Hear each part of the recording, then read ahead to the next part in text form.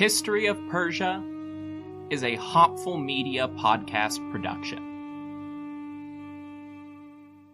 Start a journey, not a fad. Kick off your fitness journey with up to $500 off Peloton Bike, Bike Plus, or Tread packages. Choose the package that will take your training to the next level with accessories like our cycling shoes, heart rate band, non-slip grip dumbbells, and more. Join now and you'll see why 92% of households that start the year with Peloton are still active a year later. All access membership separate. Offer ends January 8th, 2023. Excludes Bike, Bike Plus, and Tread Basics. See additional terms at onepeloton.com. If you're thinking about becoming a nurse, it's important for you to know not all nursing degrees are the same. Xavier University gives you the power of 3. Choose from 3 start dates and 3 in-person learning sites to prepare as a holistic nurse, helping people improve health, wellness, and well-being. The 16-month Accelerated Bachelor of Science in Nursing from Xavier, an exceptional degree that prepares exceptional nurses. Search Xavier ABSN. Hey everybody, you may have recently started hearing a little blurb about Hopful Media at the start of each episode, before the ads. There's a full announcement just after episode 83, but I wanted to slip this message into the backlog so you'd know what was going on. Absolutely nothing of substance has changed, and History of Persia is just as independent as ever. The HOP in Hopful is literally my acronym for History of Persia. This is just a little bit of behind-the-scenes stuff for building a brand to cover potential future projects. If and when that happens, you'll hear about it in this feed first. Thanks for listening. This show is sponsored by BetterHelp Therapy Online. Life doesn't come with a user manual, so when life stops working for you, it's pretty normal to feel stuck. Imagine somebody who spent, say 25 years being really distracted, overwhelmed by clutter, and fluctuating between being really into obscure ancient history and not being able to find the motivation to do the dishes. That person is me.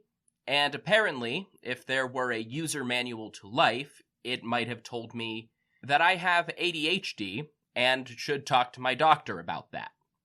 Therapists are about as close to a manual as we can get.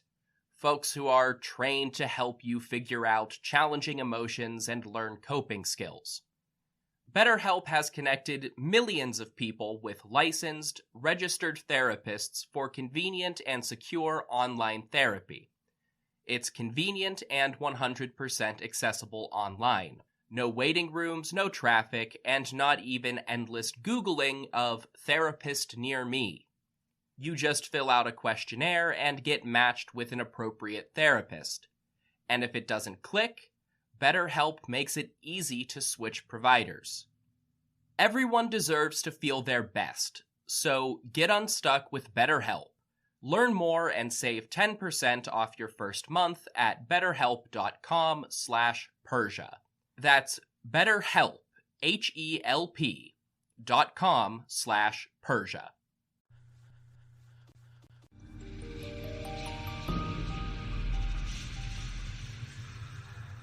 Welcome everyone to the History of Persia. Here we will explore the stories and cultures of the great empires based in modern Iran that dominated the ancient Near East, from the earliest origins on the Eurasian steppe during the Bronze Age to the final collapse of the Sassanid Empire at the hands of Arab expansion in the 8th century. My name is Trevor Cully, and at the time I'm recording this introduction in February of 2019, I am finishing my bachelor's degree in history and classical studies while waiting to hear back from PhD programs, hopefully to study the Achaemenid Persian Empire. My own interest in Persia is actually tied directly to my interest in podcasting. I've always been fascinated by the ancient world, but a few years ago, I was writing a paper on Zoroastrianism for a religious studies class, and the TA for the course recommended that I listen to Dan Carlin's Hardcore History segment on the Achaemenid Persians. Between the paper and the podcast, I was hooked right away. I began digging into Persian history in my free time, and as I discovered Mike Duncan's History of Rome and Robin Pearson's History of Byzantium podcasts, I always listened just a little bit closer when the Romans were dealing with the Parthian and Sassanid empires. By the time I finally caught up with History of Byzantium, the Persians were long gone from that story, and I was trying to find a similarly in-depth podcast dedicated to the Persian empires. There have been a few attempts over the years, and the Persians certainly appear here and there in the stories of other peoples and empires. There's no History of Persia podcast, either completed or ongoing, to be found. So given my interest in the subject, I've decided to take on this project. The Persian empires, though not always as well known as some of their Western rivals, are every bit as important. If for no other reason, they are important for their roles as the most eminent rivals and threats to ancient Greece, Rome, and Byzantium. These were the empires of Darius, Orodes, and Khusro, who fought against Alexander, Marcus Crassus, and Heraclius in some of the most famous wars of the ancient world.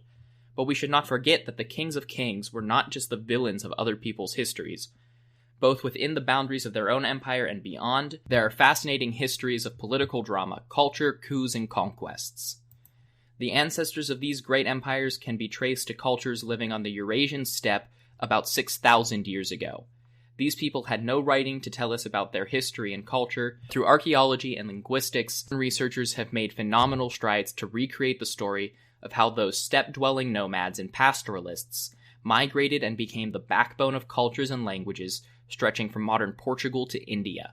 The descendants of those migrating tribes that eventually settled in and around modern Iran began coalescing into kingdoms appearing in the records of the Iron Age Assyrian Empire around the 9th century BC, but would only become prominent when one of those kingdoms, that of a people called the Medes, aided Babylon in wiping Assyria off the map about 200 years later.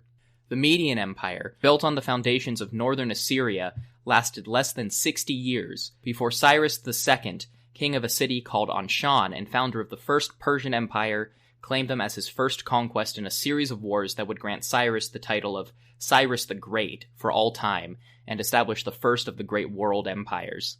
Cyrus's empire, sometimes called the Achaemenid Empire after the supposed founder of Cyrus's dynasty, was expanded by his immediate successors, would end native rule in Egypt for millennia, and battled the ancient Greeks in some of the best-known wars of the ancient world.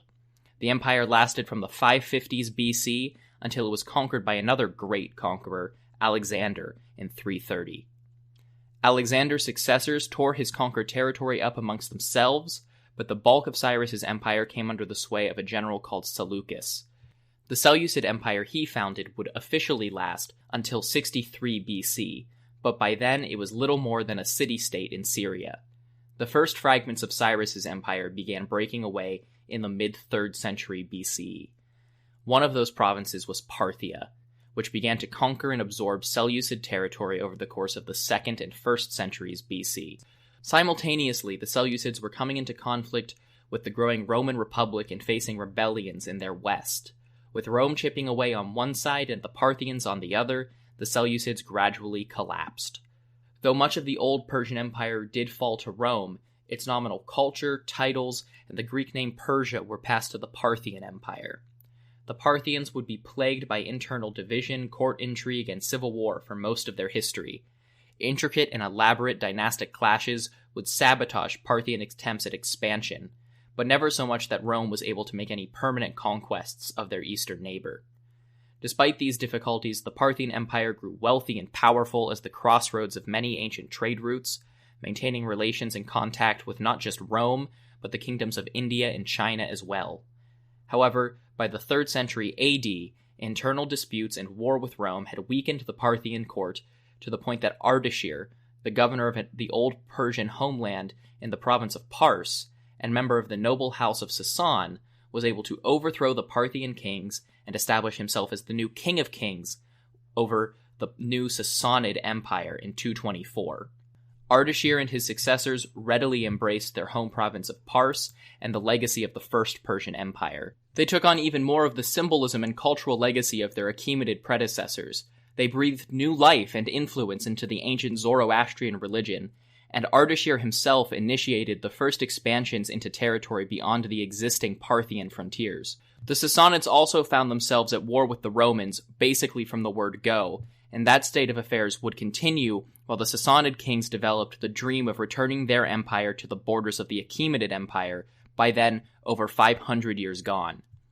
Though their relations with the Romans would remain mostly hostile and indecisive while their enemies transitioned through the fall of the Western Empire to the age of Byzantium, the Sassanids saw great expansion in other directions, pushing east into modern Pakistan, north into Central Asia, and even seizing territory on the Arabian Peninsula. They maintained diplomatic ties as far off as China and fought a war with the distant Ethiopian Axumites in Yemen. Ultimately, though, none of these traditional enemies would deal the death blow to the last of the Persian empires. Greatly weakened by their final war against the Byzantine Romans in the early 7th century, a war that had briefly seen the Persians stretching back almost all the way to those ancient boundaries they had so long sought, the Sassanid Empire was vulnerable to the massive invasion that suddenly poured out of Arabia.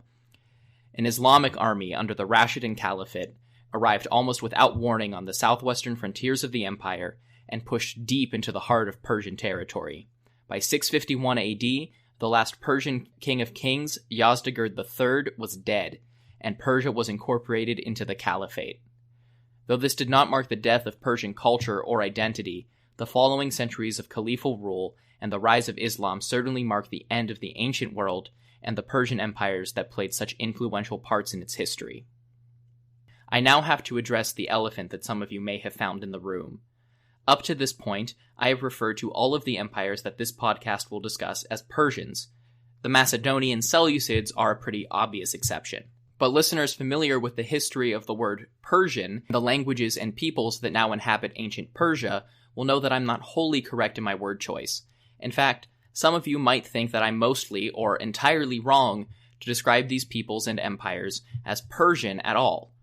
The word Persian has its root in an ancient name for the people inhabiting the home province of the Achaemenid Empire, Pars. Different foreign sources had slight variations, but the Greeks most influentially called them Parsion.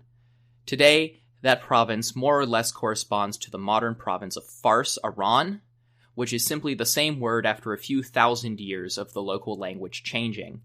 The modern nation of Iran was actually still called Persia by Western nations until the 1930s, when the Iranian government formally began requesting the use of the native name for the country over the name of just one famous province. Iran as a word comes from the name the ancient people of that region used to refer to themselves, Ariana, which incidentally is where the word Aryan came from before it was corrupted by Hitler in the nationalist rhetoric of the 19th and 20th centuries. The Parthian Empire, in particular, as it did not originate in Pars, should technically be called an Iranian empire, but not a Persian one. So here I am faced with a challenge. Both Persia and Iran carry significant connotations in modern politics. Iranian is technically more accurate, and I will certainly use it in the context of the podcast as we go, but in terms of the title and how I will generally refer to the other native Iranian empires and the languages they spoke, I've elected to mostly bow to the precedent of the word Persian for simplicity's sake, as my focus is not on the modern nation-state of Iran or the area in its geographic boundaries, but on the ancient empires that originated there. I think I will be best served using the terminology that I expect most of my English-speaking listeners to be familiar with. On a similar note about language, I will also be facing a problem with basically every name that I come across. Almost every single person, place, thing, animal, vegetable, mineral, you get the idea, in the whole narrative of ancient Persian history has at least 3 different names that I could choose to use. At minimum, there's an ancient Near Eastern name, an ancient Greek name, and a modern English name. Some of those are variations on one another, others are radically different depending on the source. I contemplated using the most accurate and original name I could find, but eventually I came to the conclusion that there are just some sounds in ancient Greek and Old Persian that I, as a native English speaker, will never be able to pronounce correctly. So I will mostly be using whatever generally accepted English pronunciation I can work out, and those are usually based on the Greek names for things. If the name I'm using deviates from that pattern, I will be sure to let everyone know, but still no promises on managing the pronunciation. Finally, when can you expect to hear more about the history of Persia? As much as I would love to start dedicating every waking hour to the podcast right away and put out an episode every week, I'm unfortunately a little too busy with my classes and my day job. so I will start by posting on a bi-weekly schedule and we'll see where things take us from there. The first episodes are up and I look forward to your feedback. I assure you nobody is more excited about this podcast than I am, but if you are excited, let me know and help spread the word that the History of Persia podcast is here. You can find me on Facebook at the History of Persia podcast and Twitter at History of Persia, capital H, capital P, no the. New episodes of the show will be available on my website, historyofpersiapodcast.wordpress.com, or on iTunes, Spotify, Google Play, and anywhere else you find your favorite podcasts. So that's it. Episode 1 is online now. Go check it out, and I hope you all enjoy the show.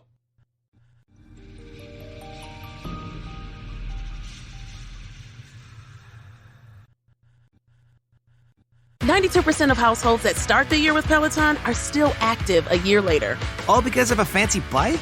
Not just bikes. We also make a rower. Have you ever tried to row? Too hard. Not with Form Assist. It actually teaches you how to row. So it doesn't matter if you're a first-time rower or a seasoned pro. Peloton can help you achieve your fitness goals. 92% stick with it. So can you. Try the Peloton Row risk-free with a 30-day home trial. New members only. Not available in remote locations. See additional terms at onepeloton.com/home-trial. It's Macy's one-day sale now with great deals of the day to kick off the new year. Like $59.99 cashmere, 40% off designer booties and handbags you'll love, and spruce up your bedroom with comforter sets 55 to 65% off. Plus get contact-free curbside pickup or pickup in store. Now at Macy's one-day sale. Details at macys.com/pickup. Savings off sale and clearance prices. Exclusions apply.